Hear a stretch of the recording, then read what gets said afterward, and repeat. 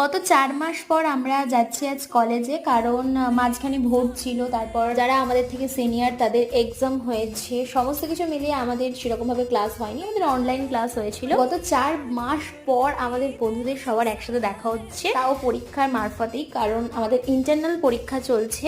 চলে তো এসেছি, পরীক্ষাও দেওয়া হয়ে গিয়েছে। আজ একটা পরীক্ষা ছিল, পরীক্ষা দিয়ে চলে এলাম পার্লারে, কারণ আমার একটা নিমন্ত্রণ বাড়িও আছে, জন্মদিন বাড়ি আছে। আমার তো টানা এখন পরীক্ষা চলবে। আমি তো ভেবেছিলাম যেদিন নিমন্ত্রণ বাড়ি সেদিনই গিয়ে আমি আইব্রোটা করব, কিন্তু সেদিনও আমি যেতে পারবো না, কারণ সেদিনও আমার একটা পরীক্ষা আছে।